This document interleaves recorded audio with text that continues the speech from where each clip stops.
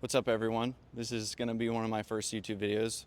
We'll probably do like a series or something on updates on it, but this is my truck. It's a 2016 Super Cab, or what's left of it.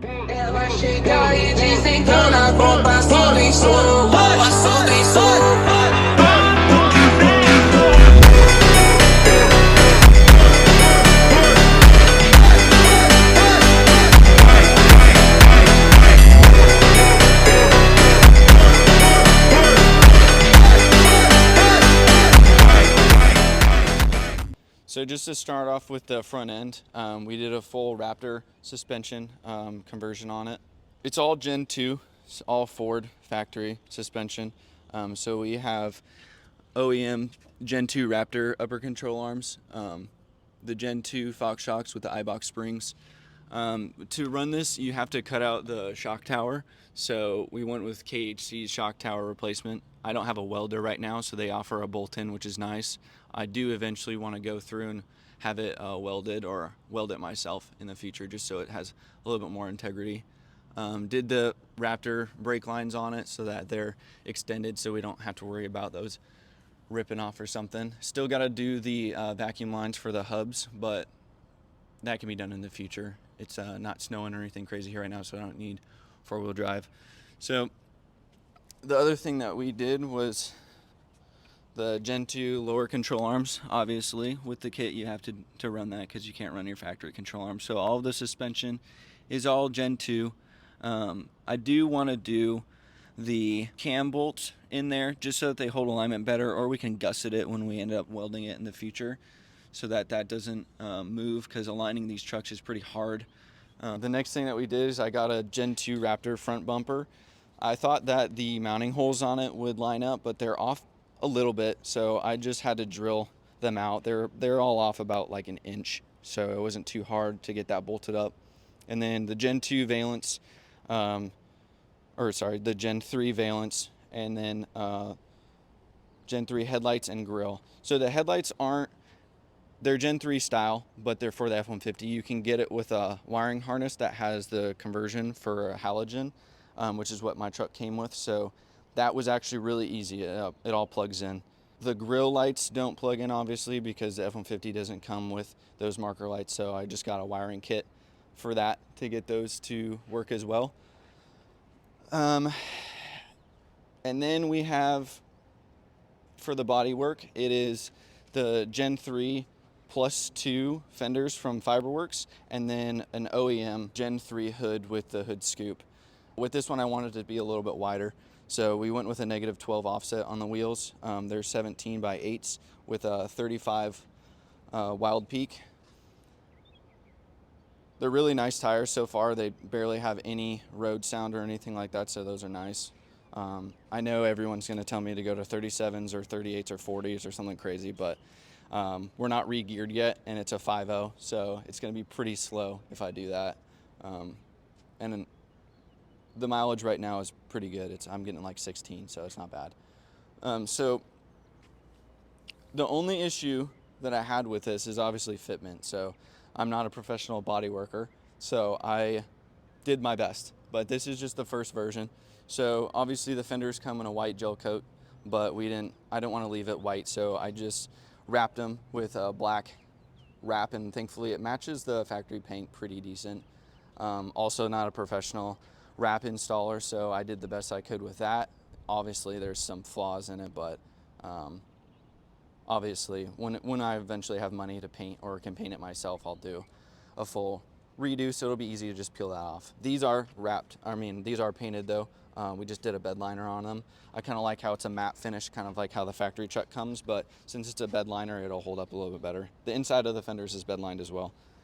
So the main problem that I had with mounting these was, I don't know if the 14th gen F-150 and the 3rd gen Raptor have different pillars on it, but this had to get trimmed down quite a bit to get it to fit, and it's still not perfect because I don't work a lot with fiberglass. Don't zoom in on that too far. It doesn't look that great, but it'll all get sorted in the future. This is just a rough version for now. So yeah, I had to trim this down a little bit. For the hood to fit, I did have to get, you can do 14th gen F-150 or 3rd gen Raptor hood latches, or not hood latches, hood hinges. Couldn't think of the word. So you have to do those hinges because the ones on the 13th gen F-150 or the 2nd gen Raptor, they're like an inch too short. So when I tried to close it, it was going to hit here, and then it didn't come out far enough to clear the headlights and the grill. To fit the headlights, since we're back up here, you do have to remove the washer reservoir, unfortunately. I left the plug because I'm going to see if I can get a 14th gen F-150 or 3rd gen Raptor. I'm going to see if I can get one of those washer fluid reservoirs to work, and the wiring should be pretty easy to figure out if it's any different, but might not be. So I have to remove the fluid reservoir on this side. The mounting bracket, the little L mounting bracket, also needs to get moved. The newer style 14th gen one is a little bit taller, so this bumps into it. I tried to cut it and clearance it, but then it still sits too low. So to get the hood to sit where it needs to, it just wouldn't work. Obviously this needs to get worked with fiberglass so that it sits a little bit better. Tried to get the gaps even on both sides. The fenders could go in a little bit more. There is a gap on the door a little bit too. That's not too bad, but for some reason they just want to sit a little bit further out. So that can be addressed in the future as well. I didn't change the wiper cowl yet. I don't know how big of a priority that is because it only really sticks up in this corner because of the hinges. So not too big of a deal there.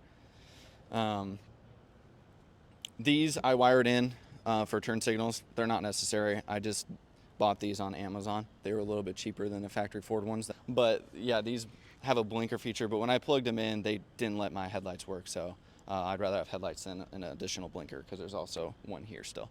Didn't have to do anything to get the grill to fit. It literally went right back in where the factory one fits. The only thing I had to do was transfer over the grill motor. I don't know how to get the fins to work with it yet, but I just didn't want the check engine light, so I just put it back in there and removed the fins. Anyways, so that was all easy. That's pretty much the front end in a nutshell. Didn't really have to do anything else there.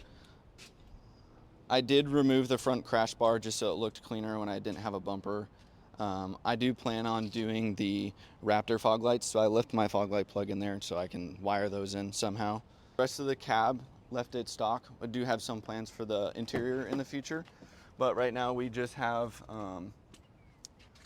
carbon steering wheel, and then I did the upgraded gauge cluster to the platinum version, and then for my phone and my iPad, I just have the bullet point mounting solutions kit, which is really nice. This is the second time I've ran this. And then the other cool thing, I'll go around to the other side. So we added this cool feature in here. Dometic makes a fridge that you can put in there. This took me like 10 minutes to install, if that. The only thing you have to do is cut a hole and plug it in, and that's it. And this thing's sweet. I don't have anything in it right now, I don't think. But it gets cold really fast, and it's nice. This was a work truck, so it was really dirty when we got it. The seats weren't in good condition. One of the plans that we have is to redo these. I want to do a cool interior, but we'll save that for a later update. And we'll go to the back. So before I really paid too much attention to this, I thought for some reason that you could get an F-150 Super Cab with a 5.5 foot bed. They don't make it. That's only the Raptor, unfortunately. So in the future, when I'm better at welding and doing fab work, I want to probably shorten the frame a foot and get it to where I can have the Raptor size bed. The only reason for that is because I tried to make it so you couldn't tell very much, but this glass doesn't match the front. I had to do 14 Gen F-150. Since I did the wider front fenders, the +2 in the front, I wanted to match the width in the back. So we had to go with +5 for the F-150 style bed. And then I had to get the F-150 gas cap in there. For some reason, the new 3rd Gen Raptor still has the round gas cap, so I still have my other one for when I end up shortening the frame, I can reuse it, but had to go to the 14th Gen gas cap so that it matched. If you want to do a 6.5 foot bed, they make a matching OEM size with Raptor fiberglass, but since I went +2 in the front, I didn't want to have a more narrow rear end, especially since the wheels match. To get the wheels to match as well, I don't have a Raptor rear axle yet. I just have a spacer on there, and they sit pretty much exactly the same. It's a 2-inch spacer. I'm not a huge fan of spacers, but until I get that rear axle, that's what we're gonna rock with. But yeah, if you want to do a OEM style swap, you can. There's a couple guys that have done it. They have matching OEM width Raptor front fenders, and you can get the matching bed panels in fiberglass. That will be for the 6.5 foot bed. But I just wanted to do this for now since I don't plan on shortening the frame and I wanted it to be a little bit wider. We're just gonna run this. I don't think it looks too bad. My wife behind the camera doesn't think it looks too bad, so that's all that matters to me. It was a pain to do this because where we're filming this is where I did all the work. So as you can see, not a whole lot of great space to do it in a parking lot on the floor, but we made it work where we could. So same thing in the rear, it's just wrapped. Tried to do a good job, but it was really hard doing this outside in the wind and stuff. But yeah, wrap and then painted bed liner here. Same thing with the top bed liner, these top rails. I think those turned out really good. They're a little dirty already because the pollen out here is insane. And then on the inside, I did the bed rug. I love those things. In the future, I'm probably gonna wanna do a bed cage with some bypasses or something. And to be honest, I love that bed rug so much, I might just modify it so I can keep running it. They're just really nice to have because when you put anything in it, it slides in super easy. It doesn't scratch. You can put gravel, dirt, anything in it, and you can just wash it right out. It's sweet. Other thing I did, as you can see, I do want to change this rear bumper. I don't like that it's silver. I want the whole truck to be black in the future. But yeah, I kept that for now. Had to change over to the matching taillights. Found the tailgate on Marketplace. Most of the stuff I got is from Marketplace unless I needed to get it new, like bolts and stuff. Obviously, don't want to reuse. So these were easy to wire up. My truck, since it was a 2016, it didn't have the 3 lights, so it's just 2 right now. I tried to get the wiring to work so that I could have all 3 of them, but it didn't want to work with me, so I just did what I could for the time being. So we have a reverse and then everything else is here. So hazards, turn signals, brake lights, it's all here. But since it's a dual filament, it still illuminates for the parking light and the brake, so that all works. Other thing I did was the tailgate.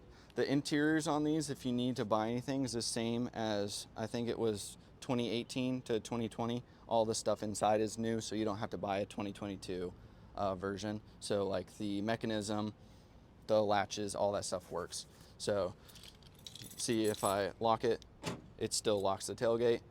The only thing I had to change was the camera. The camera, they went to like a single pin style camera, and mine was like a 3-wire plug-in. So I just took my camera out of my old tailgate latch and plastic welded it in. I didn't want to glue it because I knew it was going to fall out, but the plastic weld holds up pretty good. So that works. And then everything in there works. There's my fluid reservoir that I can't use anymore. But yeah, that's pretty much it in a nutshell. Like I said, again, I'm not a professional, so obviously the wrap edges don't look that great, but if you don't look too closely, I won't even notice. The only other thing that I did was I cut the exhaust just where the muffler is. I'll do an exhaust system in the future, but for now it sounds pretty good, so I'll do a semi-cold start.